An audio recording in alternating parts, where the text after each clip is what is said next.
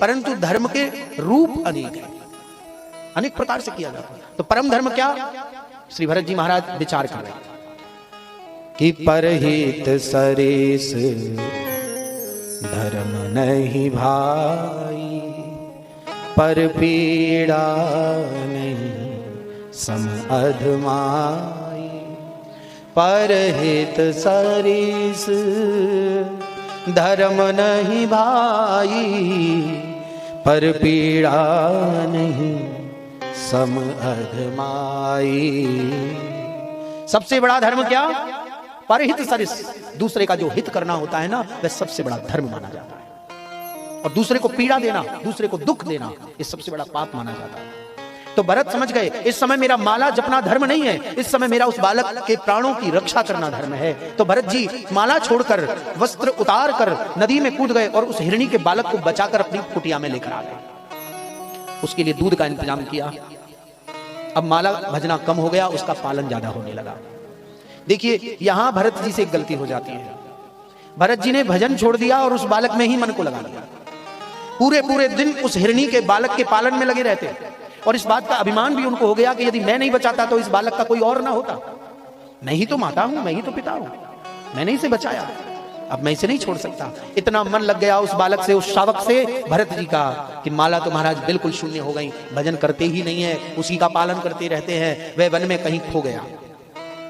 भाई बच्चे बड़े हो जाते हैं तो थोड़ा दूर जाते हैं फिर घर से। वो बालक बड़ा हो गया, चला गया जंगल में, ऐसा चला गया कि फिर लौट कर आया ही नहीं। भरत जी उसकी याद में खाना पीना सब छोड़ दिया, घूम रहे हैं उसे ढूंढते हुए, पागलों की तरह, बावलों की तरह। कई दिन से भोजन पाया नहीं, इस वजह से उनके भीतर जो ऊर्जा थी समाप्त हो गई, चेतना समाप्त हो गई। देवताओं से पूछते हैं कि वो बालक कहां है, बताओ। प्राण निकलने को है महाराज भरत जी के, प्राण। और भरत जी महाराज उसी की याद कर रहे हैं, उस बालक की। और जैसे ही प्राण निकलने ही वाले हैं, वो हिरणी का जो शावक था वो आ गया और भरत जी महाराज के सामने उनकी गोदी में आकर बैठ गया। वो भी देखने लगा मेरा मालिक अब जाने वाला है, क्योंकि बहुत देर हो चुकी थी। अब भरत जी उसे देखते देखते प्राणांत कर देते, उनके प्राण निकल जाते। अगला जन्म हुआ भरत जी का हिरण के रूप में, हिरण के गर्भ से पैदा हुए वे, क्योंकि अंते सामति सागति ही, अंत समय पर जो मति होती है, मति में जैसे विचार होते हैं, हमें अगला जन्म भी वैसा ही प्राप्त होता है। जिस प्रकार एक फोटो खींचने वाला फोटोग्राफर होता है ना, और वो कहता है कि भैया जरा मुंह टेढ़ा है तुम्हारा सीधा कर लो, वरना टेढ़ा ही आएगा। एक बार फोटो खिंचा नहीं कि जैसे थे एक आंख बंद है तो बंदी आएगी, फिर तो आंख दोनों खुली रखो, थोड़ा मुस्कुराओ, गर्दन नीचे करो, कितना संभालने को कहता है। वैसे ही संसार की ये जो शास्त्र है, सत्संग है, ये फोटोग्राफर से कम नहीं है। ये सत्संग भी कुछ ऐसा ही समझ लो। ये सत्संग बार बार तुम्हें समझा रहा है कि जी सुधर जाओ, आदत बुरी सुधार लो, बस हो गया भजन, मन की तरंग मार लो, बस हो गया भजन। बचपन में गुरु लोग शिक्षा देते, अरे आंखें दिए तो देखोगे, किसने मना किया, देखो ना, जिसको चाहो उसको देखो। लेकिन साहब देखने का नजरिया अलग होता है ना जी। किसी के देखने से अपने आप पता चल जाता है कि इसके मन में क्या खोट है, अलग नजरिया होता है। तो देखो भालो, तको मत, तकना नहीं चाहिए, देखो।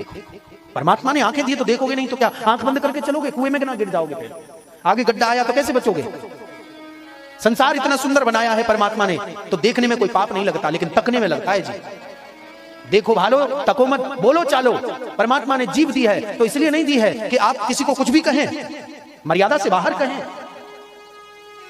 जीभ दी है परमात्मा ने तो बोलो चालो, बोलो, बको मत, बकना नहीं चाहिए। देखो भालो, तको मत, बोलो चालो, बको मत, खाओ पियो, छको मत। भगवान ने पेट दिया है, खाओ पियो, लेकिन इतना भी नहीं कि महाराज वो खराबी हो जाए। और दौड़ो भागो, थको मत, खूब मेहनत करो, खूब दौड़ो, अपने जीवन के सुख के लिए खूब परिश्रम करो, लेकिन इतना भी परिश्रम मत कर दो कि महाराज उसी में लगे रहो, जिंदगी भर गधे की तरह काम करते रहो, और अंत में घर वाले ही घर से बाहर निकाल कर कह दे कि तेरा क्या, चल भाग यहां से बुढ़े। हाँ, तो जिनमें मन लगाया उनके साथ ऐसा होगा। इसीलिए मैं कहता हूं कि तैयारी पहले ही करनी चाहिए। आदत बुरी सुधार लो, बस हो गया भजन, नजरों में तेरे दोष है, दुनिया निहारती, तुझे क्या लगता है तेरी नजर कोई पहचान नहीं पा रहा? अरे दुनिया सब जानती है, संसार के लोग सब जानते कि किसकी नजर में क्या प्रभाव है। दुनिया निहारती नजरों में तेरे दोष है, दुनिया निहारती समता का अंजन, अंजन माने काजल, समता का अंजन आंजलो बस हो गया भजन। आए कहां से हैं और जाना कहां तुम्हें, आए कहां से हैं और जाना कहां तुम्हें, मन में यही विचार लो बस हो गया भजन।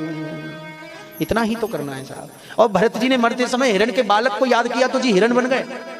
मरते समय कहीं तुम किसी टॉमी पॉमी को याद मत कर लेना।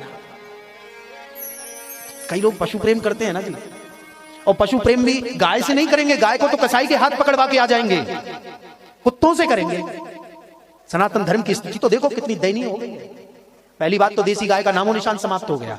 देसी गाय नहीं, जर्मन आएगी साहब, दूध ज्यादा देती ना, अमेरिकन आएगी, जर्मन आएगी, और न जाने कैसी कैसी तो वैरायटी चल गई है आजकल। गाय को भी वर्ण संकरी बना दिया, बताइए हम लोगों ने। बात हंसने की नहीं है, बड़ी गंभीरता की बात है। आपने भैया जी क्या कर सिरा हरि बोल। तो मैं आपसे कह रहा था कि गाय, गौ माता हमारे जीवन में वैदिक धर्म की सबसे बड़ी अधिष्ठात्री है। गायत्री तिष्ठुप जागत्या नुष्टुप पंक्त्यासः बृहत् तुष्णीहा ककुब सूचवी संयम दुर्वा। हमने अपने हाथों से अपनी गाय को समाप्त कर दिया। पर ध्यान रखना भक्तों, जो विदेशी गाय आप रख रहे हैं ना, उसके दूध में कुछ नहीं है, कुछ भी नहीं है उसके दूध में। वो बात ही नहीं है जो देशी गाय के दूध में होती है। देशी गाय का दूध चीनी डालने की जरूरत नहीं थी साहब, उसमें इतना मीठा होता था। अभी तो ऐसा लगे जैसे जमुना जी को खारो पानी पी के देखो जरा, खारो खारो से लगे ना, और कारो कारो से खारो खारो। अब वो दूध आहा, उसमें कितनी ज्वलता थी, एकदम पीत वस्त्र की भांति, बसंत ऋतु की भांति उसका पीत रंग था देशी गाय का।